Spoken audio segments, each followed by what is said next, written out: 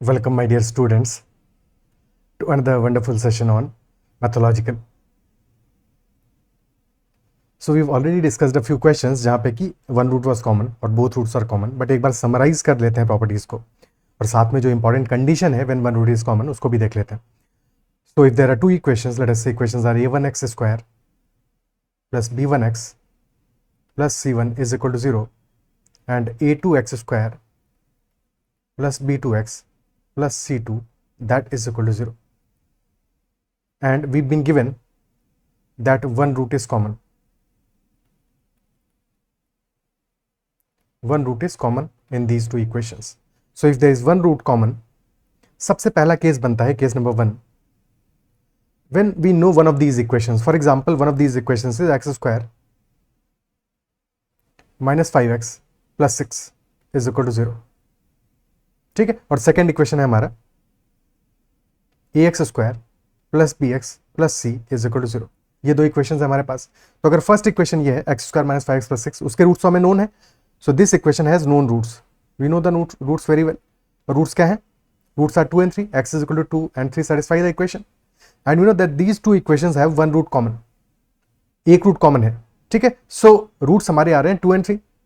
So either 2 will be the common root और 3 will be the common root. तो second equation में either x equal to 2 और x equal to 3 satisfies. ठीक है, ये एक तरीका हो सकता है. तो डायरेक्टली तुम x इक्वल टू 2 पुट कर दोगे एक केस में, तो हमारा इक्वेशन क्या बन जाएगा? That will 4a plus 2b plus c is equal to 0. अगर x इक्वल टू 2 कॉमन होगा तो ये कंडीशन होगा. और if x equal to 3 is common, x equal to 3 put करोगे, so 9a plus 3b plus c is equal to 0. One of these two will be true. Isn't it so? ये पहला condition हो गया. Second condition हमारा आएगा when we've no idea of the known roots. known roots तो हमें नहीं पता है और unknowns ही है हमारे पास. a1x square plus b1x plus c1 is equal to 0 and a2x square plus b2x plus c2 is equal to 0. Let us say the common root is alpha. तो क्योंकि अल्फा हमारा कॉमन रूट है तो alpha will be satisfying both the equations. So will be putting x equal to alpha in both the equations. तो first equation बन जाएगा हमारा a1 alpha square plus b1 alpha plus c1 is equal to 0. Second बन जाएगा a2 alpha square plus b2 alpha plus c2 that is equal to 0. क्या है part clear? ठीक है, और यहां से फिर अकॉर्डिंगली सॉल्व करके हम अल्फा की वैल्यू निकाल सकते हैं. But third and important case is the condition for common root.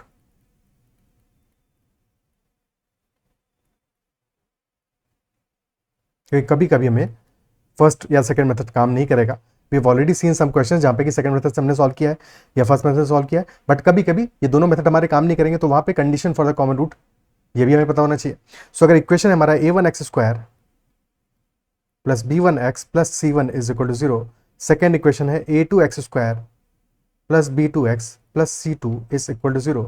Then the condition for the common root is, सबसे पहले जो हमारे एक्सट्रीम एंड्स पे जो हमारे कोफिशिएंट्स हैं उनको क्रॉस मल्टीप्लाई करो, यानी a1c2 माइनस a2c1. ठीक है, a1c2 minus a2c1 whole squared and that will be equal to, अब फर्स्ट टू कोफिशिएंट्स को कंसीडर करो और उनको क्रॉस मल्टीप्लाई करो. हमेशा फर्स्ट से सेकंड पे जाओ और फिर सब्ट्रैक्ट करो सेकंड से फर्स्ट, यानी a1b2 माइनस a2b1.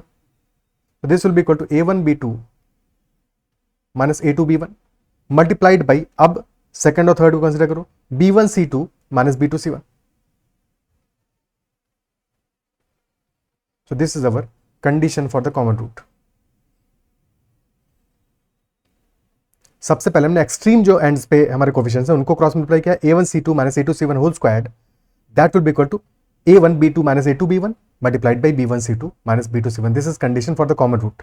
ठीक है, और condition for at least one common root. ये कंडीशन ये कहता है कि कम से कम एक रूट जरूर कॉमन होगा. दो रूट्स कॉमन होंगे तब भी ये कंडीशन फॉलो करेगा, तब भी ये कंडीशन हमारा फॉलो करेगा. Okay, and if both the roots are common,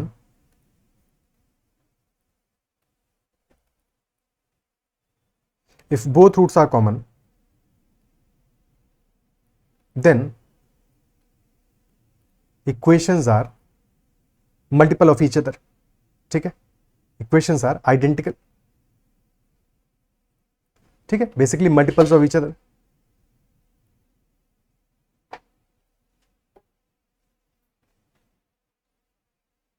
इस बात का मतलब क्या हुआ कि हमारा जो कोफिशिएंट्स होंगे उनका रेशियो सेम होगा, यानी a1 by a2 will be equal to b1 by b2 will be equal to c1 by c2।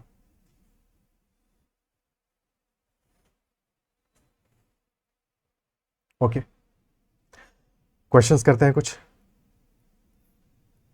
First question, if p and q, p and r and p and s are the roots of the equation ax square plus 2bx plus 3c is equal to 0, 2bx square plus 3cx plus a is equal to 0 and 3cx square plus ax plus 2b is equal to 0 respectively. So p and q are the roots of the first equation, p and r are the roots of the second equation, and p and s are the roots of the third equation. And we've also been given that a, b and c are positive real numbers. Then p square plus p का value क्या होगा? p is the common root, और question common root के बारे में पूछ रहा है कि p स्क्वायर प्लस p का वैल्यू इस केस में क्या होगा? Okay, so since p is the common root,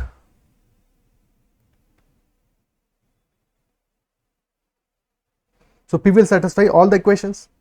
So बस सारी equations में x equal to p put कर देते हैं। So फर्स्ट इक्वेशन बन जाएगा a into p square plus 2bp plus 3c is equal to 0। Second equation will be 2bp square plus 3cp plus a is equal to 0 and third equation will be 3cp square plus a into p plus 2b is equal to 0। These are the three equations. अब क्या इसमें कुछ commonality देख पा रहे हो? क्योंकि ultimately हमें क्या चाहिए, we need to find out p square plus P.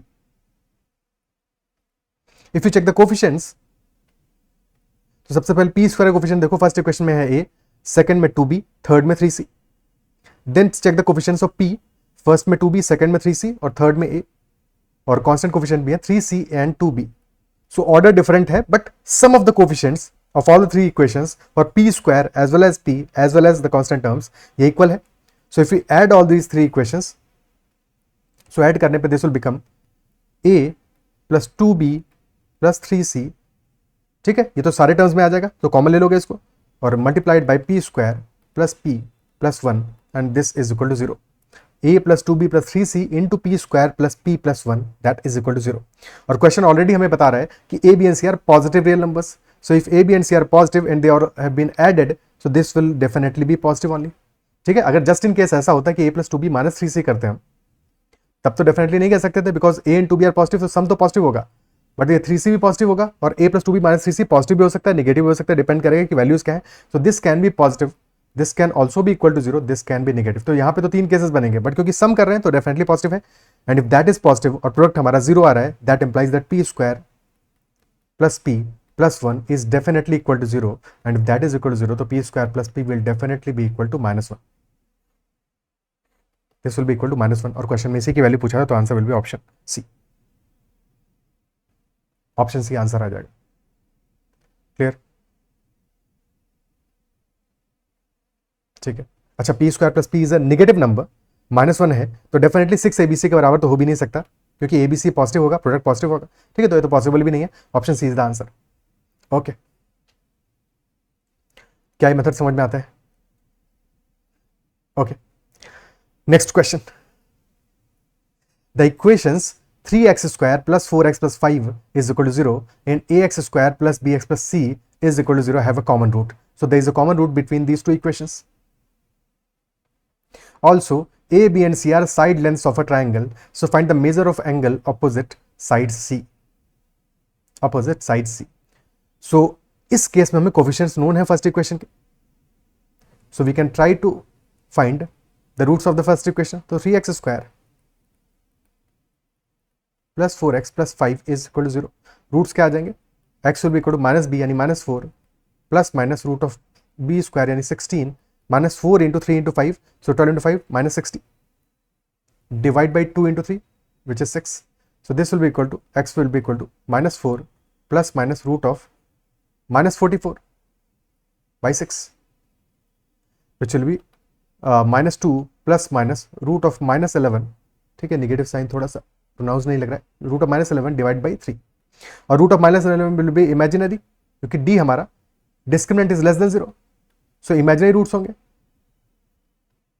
और इफ रूट्स आर इमेजिनरी तो they always exist in conjugate. Conjugate में एग्जिस्ट करेंगे। सो अगर कॉन्जुगेट में एग्जिस्ट कर रहे हैं और सेकंड इक्वेशन में भी एक रूट इमेजिनरी आ रहा है तो दूसरा रूट भी इमेजिनरी होगा, क्योंकि अगर इमेजिनरी रूट्स आ रहे हैं तो वो हमेशा पेयर में होंगे, अगर रूट्स हमारे इररेशनल आ रहे हैं तो वो भी हमेशा पेयर में होंगे। Isn't it so? क्या ये बात समझ में आता है? तो roots are imaginary, second equation के भी दोनों रूट्स यानी कि कॉमन होंगे, दोनों रूट्स इक्वल होंगे दोनों इक्वेशंस में, बिकॉज अगर एक रूट कॉमन है दूसरा भी कॉमन होना पड़ेगा। अगर एक रूट हमारा है ए प्लस आई बी की बजाय कैपिटल ए लेते हैं बिकॉज ए और बी तो कोफिशिएंट्स है वहां पे, तो capital A plus i b अगर हमारा पहला रूट है, फर्स्ट रूट है that is common, then definitely second root will be capital A minus i b, because a b c ये तो हमारे रियल नंबर्स है, ठीक है, दे आर साइड लेंस, और अगर साइड लेंस है एक ट्राइंगल के तो डेफिनेटली रियल नंबर्स होंगे, इमेजिनरी तो नहीं हो सकते साइड लेंस, ठीक है। सो क्लियरली हमारा small a small b small c these are side lengths, तो ये तो रियल नंबर्स हैं, तो डेफिनेटली हमारे जो रूट्स हैं they will be in conjugate, यानी कि दोनों ही रूट्स कॉमन होंगे दोनों इक्वेशंस में, and if both roots are common in the equations तो फिर डायरेक्टली कंडीशन लगा सकते हैं कि जो हमारे कोफिशिएंट्स का रेशियो है दैट विल बी इक्वल, यानी कि 3/a और a/3 will be equal to b/4 will be equal to c/5, and if a/3 is equal to b/4 is equal to c/5, that also implies that a is to b is to c will be equal to 3:4:5, or we can say that if this ratio is equal to some constant k, तो a will be equal to 3k, b will be equal to 4k and c will be equal to 5k, तो side lens की value हमें मिल गया 3k 4k 5k होगा, okay, and they are side lengths of a triangle, fine, तो एक triangle बना लेते हैं।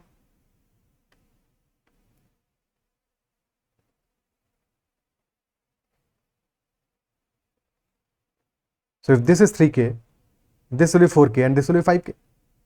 Okay. Question is asking find the measure of the angle opposite side C. This is side C. This is side A. This is side B. तो what will be the angle opposite side C? So क्या ये देख पा रहे हो कि यहाँ पे हमारा रेशियो क्या आ रहा है 3:4:5. So this is a Pythagorean triplet.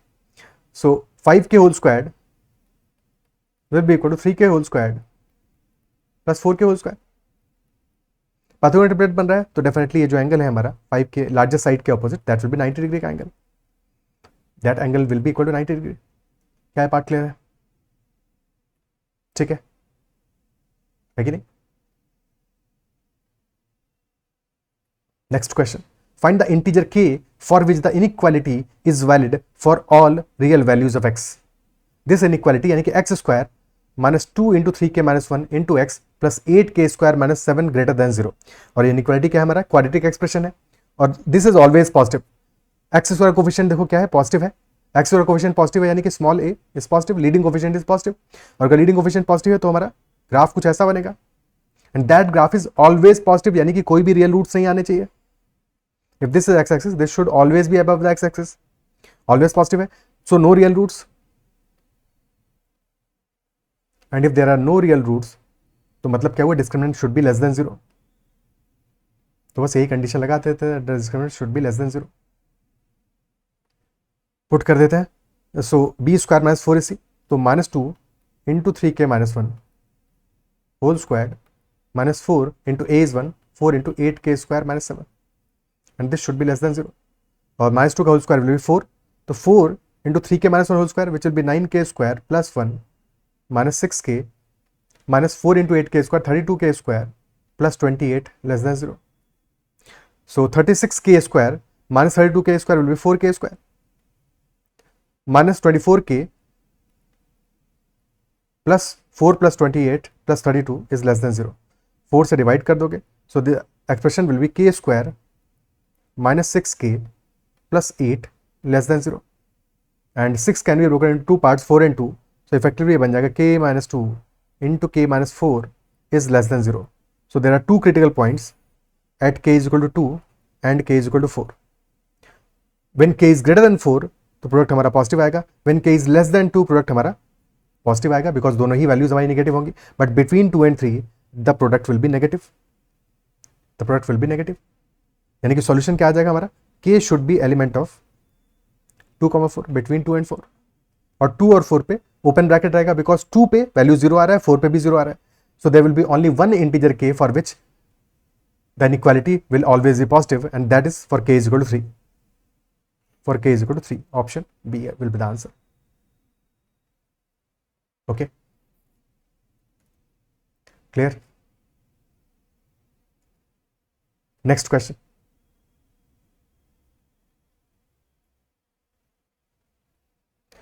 Find the range of values of a for which the quadratic expression a x square plus a minus two into x minus two is negative for exactly two integral values of x. अब ये question थोड़ा सा interesting है, अच्छा question है।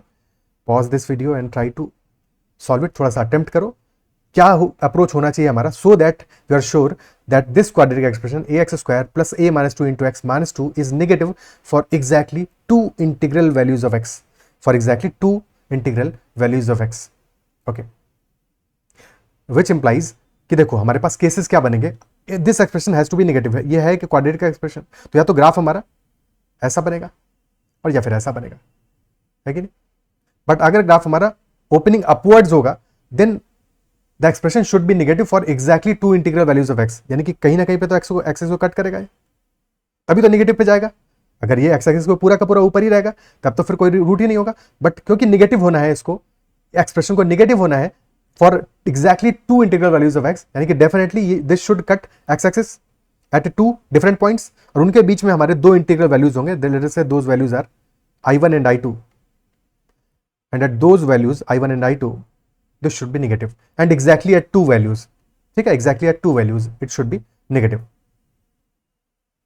यानी कि जो नेक्स्ट कॉन्जिक्यूटिव इंटीजर होगा, या फिर I1 और I2 की बजाय लिख दें this is I plus one, तो ज्यादा बेटर क्लियर होगा, ठीक है, कि this is I plus one and I plus two, यानी कि जो नेक्स्ट इंटीजर है वो या तो हमारा रूट होगा या उससे बड़ा होगा।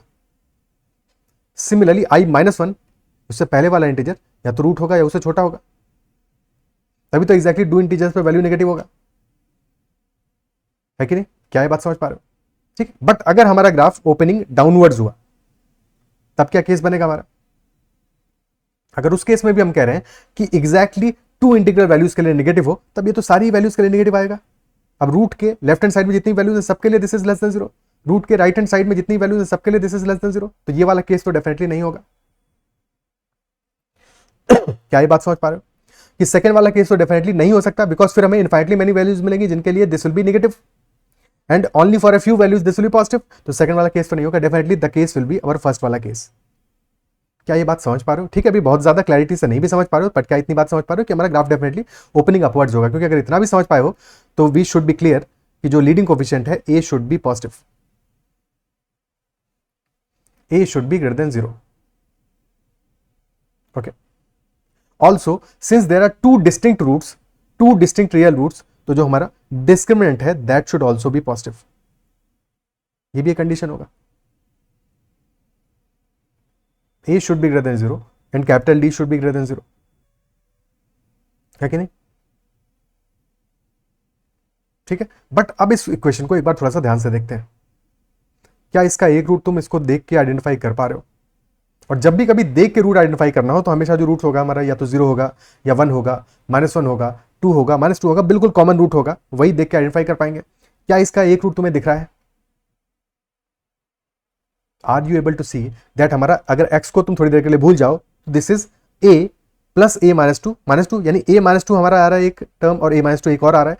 सो basically if you put x is equal to minus one, if you put x is equal to minus one in this equation, तो क्या बन जाएगा, this will be equal to a into minus one whole square, यानी कि a into one plus a minus two into minus one and minus two, so this will be equal to zero, because ये a minus two इस a minus to से cancel out हो जाएगा, which implies that x is equal to minus 1 is a solution. This implies that x is equal to minus 1 is a solution, is a root or solution. है कि नहीं। तो अगर x is equal to minus 1 इस equation का solution है तो एक रूट तो हमें मिल गया। इक्वेशन हमारा है ax square plus a minus two into x minus two, और एक रूट है x is equal to minus one. Product of roots हमें पता है, प्रोडक्ट क्या है, product is minus two by A, minus two by A. और अगर एक रूट है x equal to minus one, मान लिया सेकंड रूट हमारा क्या है, मान लेते हैं बीटा है। सो एक रूट माइनस वन है, प्रोडक्ट क्या हो जाएगा minus one into beta, so minus से माइनस गया, beta will be equal to two by A. Second root beta will be equal to two by A, और क्योंकि हमारा A is positive, leading coefficient positive है, तो to by ए भी तो positive होगा, यानी सेकंड रूट हमारा पॉजिटिव होगा। एक रूट आ रहा है minus one, x equal to minus one, और सेकंड रूट हमारा आ रहा है two by a, and that should be positive, तो सेकंड वाला रूट पॉजिटिव होगा, और अगर पॉजिटिव होगा यानी कि माइनस वन से बड़ा होगा। क्या यहां तक बात समझ में आती है, क्या यहां तक बात क्लियर होती है, ठीक है, कि that should definitely be positive.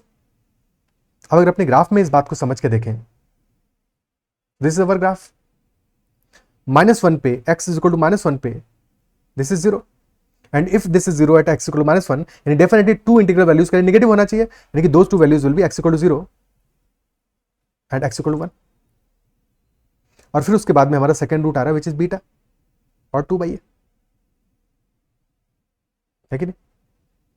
और क्वेश्चन में क्योंकि हमें एग्जैक्टली दो वैल्यूज के लिए नेगेटिव चाहिए, दैट शुड इंप्लाई ये जो बीटा वैल्यू है हमारा, either this should be equal to 2, या तो ये इक्वल टू 2 हो, या तो 2/a should be equal to 2, चलेगा, क्योंकि if this is equal to 2 तो कोई प्रॉब्लम नहीं है, तब भी हमारी दो ही वैल्यूज मिलेंगी। और this should be less than 2, और 2/a should be less than 2, but less than 2 तो होना है, बट 1 से बड़ा होना चाहिए।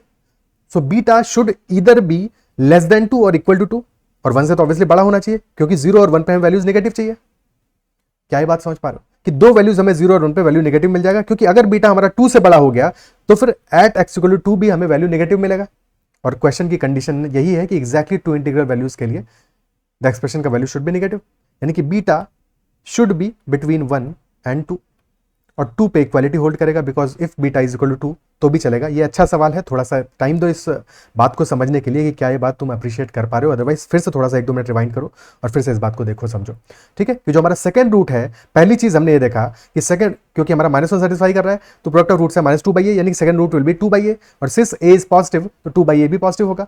2/a पॉजिटिव यानी कि सेकंड रूट पॉजिटिव है, यानी कि बड़ा आ रहा है, ये तो फॉर श्योर है, ठीक है, क्योंकि अदरवाइज हमारे पास दूसरा केस भी बनता, अगर हमें 2/a नहीं आ रहा होता, कोई और वैल्यू आ रहा होता और उसके बारे में हमें पता नहीं होता कि दैट वैल्यू लेटर से 2/p होता, and we do not know कि p इज पॉजिटिव और नेगेटिव, तो फिर दो केसेस बनते, 2/p might have been greater than -1 और it might have been less than -1, दोनों केसेस को हमें कंसिडर करना पड़ता है उस केस में। बट इस पर्टिकुलर केस में क्योंकि हमें डेफिनेटली पता है 2/a इज पॉजिटिव, तो पॉजिटिव है तो डेफिनेटली बड़ा है, और -1 के बाद में हमें वैल्यूज क्या मिल रहा है, 0, x equal to 0 and x equal to 1, these are the two integral values at which the expression should be negative. So अगर इन दोनों पे नेगेटिव होना है और सिर्फ इन दोनों पे ही नेगेटिव होना है, तो जो हमारा सेकंड रूट है that must be between 1 and 2 और equal to 2। So second root पे हमने ये कंडीशन लगा दिया और इस कंडीशन को फिर सॉल्व कर लेंगे। So 1 is less than 2/a and this is less than equal to 2। अब पहले इस पार्ट को देखो, so if 1 is less than 2/a, और क्योंकि a पॉजिटिव है तो क्रॉस मल्टीप्लाई कर पाएंगे, so a will be less than 2। अब इस पार्ट को देखो, 2/a is less than equal to 2, so 2a will be greater than equal to 2, यानी कि a will be greater than equal to 1, so a is greater than equal to 1 and a is less than 2, a 1 से बड़ा है या equal है और 2 से छोटा है, यानी कि a will be element of closed bracket at 1 because equal to equality at 1 is satisfying and open bracket at 2, so this will be the solution that a is element of 1, 2। this is a very good question and I believe कि अगर समझ में आया होगा तो appreciate कर पा रहे हो कि कितना प्यारा सवाल है, ठीक है, और अंडरस्टैंडिंग को कितना हेल्प करता है हमारी, ये भी समझ पा रहे होगे कि a should be element of 1 and 2 inclusive at 1 and excluding 2, ठीक है। साथ में एक और एग्जांपल ले लेते हैं, जस्ट इन केस अगर हमारा यहाँ पे बीटा हमें डेफिनेटली पता नहीं होता कि बीटा विल बी ग्रेटर, तो फिर दो कंडीशंस बनती, तो सेकंड कंडीशन को भी समझ तो लेते ही है, ठीक है। जस्ट इन केस अगर हमारे पास लेट अस से beta is equal to 2/a होता and we had no idea कि a पॉजिटिव है, a ग्रेटर देन 0 है या a लेस देन 0 है, तो ये दो केसेस बनेंगे, या तो a पॉजिटिव होगा या फिर नेगेटिव होगा, ठीक है। सो सेकंड वाले केस में beta would have been less than -1, है कि नहीं, beta would have been less than -1, ये कंडीशन बनता। और अगर -1 से लेसर होता तो इन दैट केस हमारा जो ग्राफ का शेप होता उस पर हमें सेकंड रूट लार्जर रूट मिलता -1, and if larger root is -1 तो इससे छोटा वैल्यू यानी -2 पे graph will be negative, at -3 graph will be negative. So the next root जो कि बीटा है हमारा that would have been between -3 and -4, so beta उस केस में हमारा -4 से लेके -3 के बीच में होता। इक्वालिटी कहां पे होल्ड करता, -4 पे, इक्वालिटी -4 पे होल्ड करता, तो this would have been the condition in that case, ठीक है। इस क्वेश्चन में कंडीशन नहीं है, बट कोई और क्वेश्चन होता तो वहां पे ये कंडीशन भी हमें सेकंड वाले कंडीशन से भी सॉल्यूशन मिल सकता था। क्या बात क्लियर है? ओके, ठीक है। Next question, if it is given that mod of x square plus bx plus c is less than equal to mod of x square minus 4x plus 3 and b and c are real numbers, then which of the following statements are true? एक बहुत ही प्यारा सवाल, बहुत ही प्यारा सवाल है, because इसको solve करने से पहले इसको समझना बहुत जरूरी है, और तो क्या सॉल्यूशन करोगे अगर समझोगे नहीं इस क्वेश्चन को, ठीक है। मॉडुलस के बारे में तो पता ही है कि मॉड ऑफ एनी वैल्यू अगर नेगेटिव भी है, मॉड यानी कि magnitude, modulus implies magnitude of a value irrespective of the sign. Sign हमारा पॉजिटिव होगा हमेशा. So mod of -2 is 2, mod of 2 is also 2, है कि नहीं. तो बस उतनी सी बात है. It is given that mod of x square plus bx plus c that is less than equal to mod of x square minus 4x plus 3 and b and c are real numbers, then which of the following statements are true. अब यहाँ पे second वाला जो हमें expression given है mod of x square minus 4x plus 3, तो x square minus 4x plus 3 को तुम फैक्टराइज कर पा रहे होगे. ठीक है, फैक्टराइज करके क्या हो जाएगा, this will be equal to mod of x minus 1 into x minus 3. यही तो होगा, ये तो वैल्यू होगा कि mod of x minus 1 into x minus 3. Okay, and first जो हमारा क्वाड्रेटिक एक्सप्रेशन है उसका मॉड्यूलस वैल्यू या उसका magnitude is always lesser than this expression. ठीक है, so mod of x square plus bx plus c this is less than equal to mod of x minus 1 into x minus 3. Okay, and since this is a modulus so this will always be greater than equal to 0. Minimum भी होगा तो 0 होगा, otherwise positive होगा. और 0 कहां पे होगा, 0 होगा रूट्स पे, यानी कि 0 at x equal to 1 comma 3, x equal to 1 comma 3. और उससे हमारा जो फर्स्ट वाला मॉड्यूलस है that is always laser.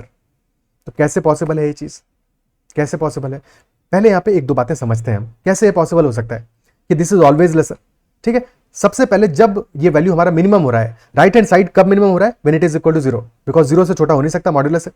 So this is minimum at its zeros, at its roots, यानी कि at x equal to 1 and x equal to 3 right hand side हमारा 0 हो जा रहा है और left hand side is always less than और equal to. तो एक बात बताओ, लेफ्ट हैंड साइड भी तो एक मॉड्यूलस ही है, यानी कि मॉड्यूलस है लेफ्ट हैंड साइड, तो this will also be always greater than equal to 0. तो जब राइट हैंड साइड हमारा 0 हो जाएगा, यानी कि x इक्वल टू 1 पे क्या कंडीशन आएगा, left hand side will be mod of x square plus bx plus c, और x इक्वल टू 1 तुम पुट भी कर सकते हो उसमें. ठीक है, सो लेफ्ट हैंड साइड हमारा हो जाएगा mod of x square plus bx plus c and that is less than equal to 0, because right hand side तो 0 है x इक्वल टू 1 पे. इस बात का मतलब क्या हुआ कि अगर हमारा एक modulus is less than equal to 0 तो क्या मॉड्यूलस कभी नेगेटिव हो सकता है, क्या नेगेटिव होना पॉसिबल है मॉड्यूलस का, नहीं पॉसिबल है. मॉड्यूलस या तो 0 होगा या फिर पॉजिटिव होगा. तो क्या यहां से ये कंक्लूड कर पा रहे हो कि this will definitely be equal to 0. By this condition we can conclude that mod of x square plus bx plus c will be equal to 0. And if that is equal to 0, यानी कि x square plus bx plus c is equal to 0. कहां पे, at x equal to 1. And if this is equal to 0 at x equal to 1, then definitely x equal to 1 is a root of the equation.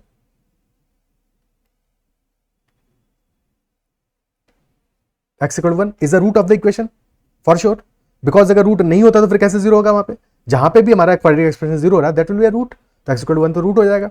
Similarly by the same logic x equal to 3 will also be a root, because x equal to 3 पे भी हमारा mod of x square plus bx plus c will be less than equal to, right hand side तो 0 हो जाएगा and that implies that this will be equal to 0, x square plus bx plus c will be equal to 0, यानी कि x equal to 3 भी root हो जाएगा. तो x equal to 1 भी रूट है, x इक्वल टू 3 भी रूट है, यानी कि both roots are same, both roots are same. तो हमें दोनों रूट्स मिल गए, x square plus bx plus c equal to 0 के रूट्स क्या आ गए, 1 एंड 3. ठीक है, तो definitely both roots common, third statement true है. रैशनल रूट्स, तो जब रूट्स हमारे 1 एंड 3 है तो डेफिनेटली रैशनल है, और रैशनल है तो ऑब्वियसली d इज पॉजिटिव, ये भी सही है क्योंकि बोथ आर डिस्टिंक्ट. तो all these statements are true, all these statements are true, isn't it so. Additionally we are also knowing, क्योंकि हमारा x square plus B x plus C में x का कोफिशिएंट क्या है, दैट इज 1, एक्स का coefficient 1 है. तो क्योंकि roots both roots are identical, so that is why हम कह सकते हैं कोफिशिएंट्स का जो रेशियो है वो भी सेम होगा, यानी कि 1/1 will be equal to b/4, b/-4 will be equal to c/3. So b will be equal to -4 and c will be equal to 3, because both roots were identical, both roots are same. तो यहाँ से b और c की value भी हम find out कर सकते हैं, और अकॉर्डिंगली अगर क्वेश्चन कुछ और वैल्यू पूछता है कि 3b + 4c क्या होगा, तो सब कुछ निकाल लेते हैं. क्या ये बात समझ में आ रहा है? तो बहुत ही एक प्यारा सा सवाल था ये. आई बिलीव इसको अप्रिशिएट कर पा रहे होगे, समझ पा रहे होगे और मजा आएगा इस सवाल को सॉल्व करने में. ठीक है, ओके.